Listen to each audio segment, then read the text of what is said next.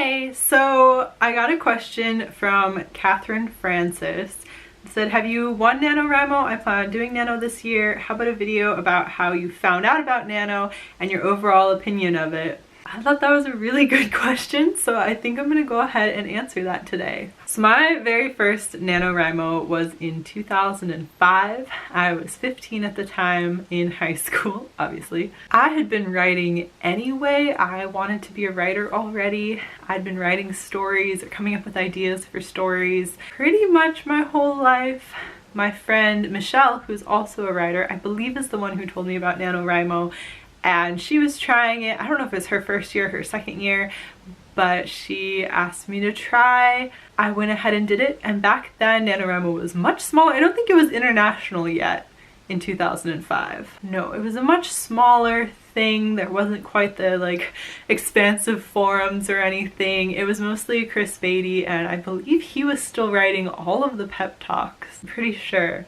I just tried it as a challenge for myself. I just thought it would be an interesting thing to do, and it turned out to be way harder than I expected, which I think is a lot of people's first reaction, is that 50,000 words, when you first hear it, it's a lot, but you're like, I should be able to do that though, right? Like, I can write 1,000 words. So you go into it, and up until that point, I had never completed a story before. Not a long story, at least. I had definitely never written an entire long story.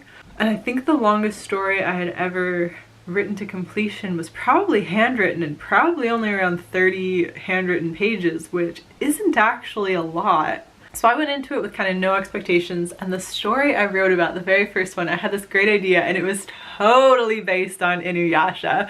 Like, completely. I was a big Inuyasha fan up until I just couldn't handle the lack of animation anymore and lack of plot progression. I held on to Inuyasha for a long time. I feel like we all did. We all held on to Inuyasha for maybe longer than deserved.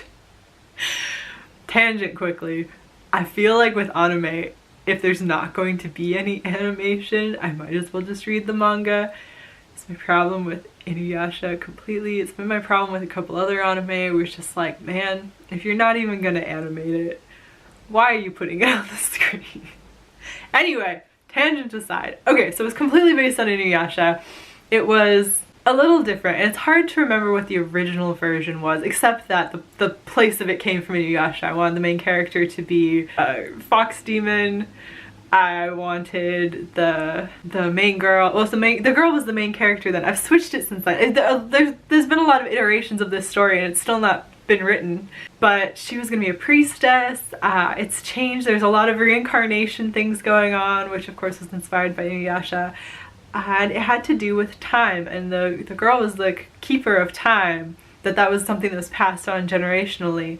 And the fox demon guy had been kind of adopted by a previous iteration of her and came into her life, pulled through time to be the protector of her because she was the one who was in danger and time was going to end, and so he had to defend her. And she was very, very young, and then they kind of grew up together and there was gonna be a romance. Now it seems really weird, but back then it all made sense. It's changed since then. For one thing, the focus has become very much on the fox demon guy, but it's become focused on him. I don't know, it's so hard to talk about because I haven't finished any of these stories yet. But so there's the story of him and her, and he is not necessarily a him anymore. I'm waffling. I was writing another story where his gender isn't discussed. I'm not sure what it's gonna be still, because it could be either way. I don't know. It's so hard because this was my first NaNoWriMo, and then it got so set aside because I started getting going on all these other plans that I had and all these other stories, and I still have plans for so many other stories, and I don't know if I'm ever gonna get back around to this one. Long tangent, he actually features in my end of the world story, which I still hope I can finish. They're doing construction outside, could you hear that? Anyway, he features in my end of the world story, which is actually characters taken.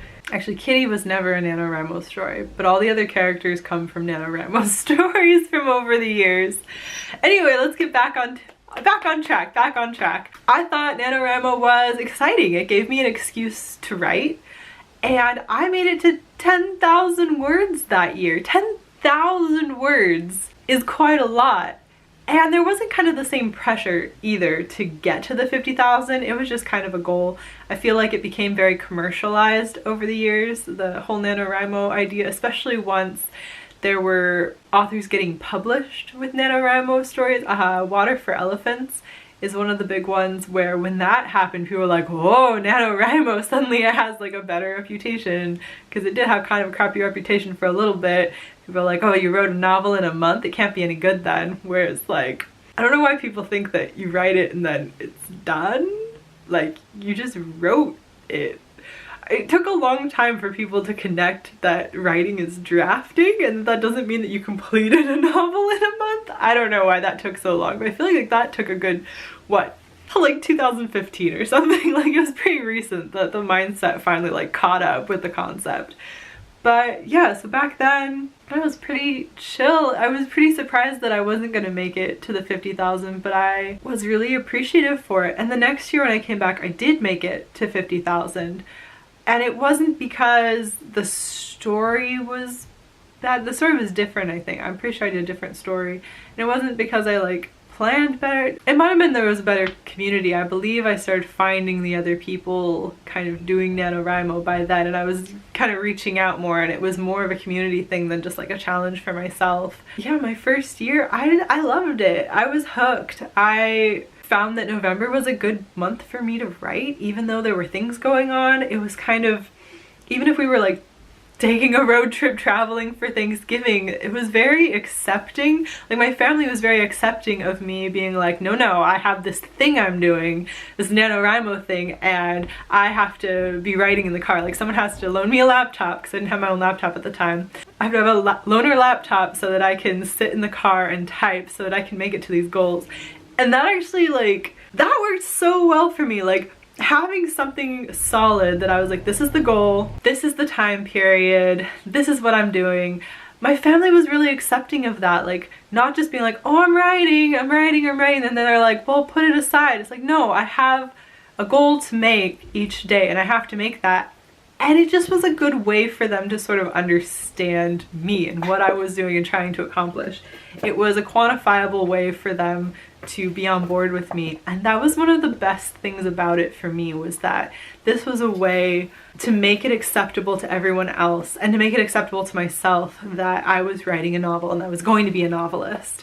It's just been a really valuable thing for me, and by doing it year after year, I've been able to sort of build up a pattern where I really want to write in November, and I find it very easy to write in November. People expect me to be writing in November, people in my life, so it just makes for a really good drafting time for me. And really, that's what I've taken away from it year after year. And like I said, it's been so long. There's been so many iterations of NaNoWriMo. Like, back then it was just Chris Beatty. It was not that many other people doing it, so it kind of did feel a little exclusive. And then there was probably like 100,000 people doing it. It still wasn't the like billions that there are now, it feels like. There wasn't really forums to talk to people. It was sort of me and Michelle and other people that I knew in person, and then getting the pep talks from Chris Beatty. Once there started being pep talks years later that were from famous writers, that got to be really cool. I've had some fantastic pep talks come through. Not even from all famous writers, just some people have written some really beautiful pep talks. I love those. That's one of the things that I am sadder about in more recent years, is that the pep talks used to come like hot and fast. Like, you used to have like multiple ones a week of one year, and I really loved those. I loved hearing the motivation from other people. It used to be that the NaNoWriMo website would change all the time. There was a time when it was like book pages flipping. I liked that. There was like different themes, and then they sort of settled on the Viking theme. But yeah, that first year, it was very simple. It was very kind of earnest. It was me seeing what I could accomplish, and it was wonderful. Ever since then, I've really enjoyed building up the community. I found some fantastic friends while I was in college by joining the Spokane NaNoWriMo group. Some of the best people I've ever met, some of the most encouraging people I found there. I found a really great community through them. It's just been a really encouraging journey to stick with NaNoWriMo all of these years. And I've loved it, and I'm so happy that it's become such a like internationally accepted thing, like internationally praised even. Like this is a thing that people do and are encouraged to do and love doing, and it's just so nice. It's so nice for writing to be connected, because it does feel like a lonely journey when you're just out there writing by yourself, and it's so nice to have a community around you. I'm pretty sure that answered Catherine's question completely. If you have any other questions about NaNoWriMo, I would be happy to answer them. Leave a comment down below, and also tell me about when you first found out about Nano.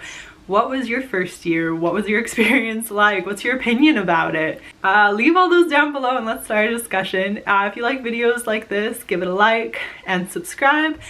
And I'm going to be doing NaNoWriMo related videos all throughout the month of October, and then maybe do some writing vlogs for November. We'll see what I think about that. Let me know if you would like to see more of that by leaving a like, and I'll talk to you again soon. Bye!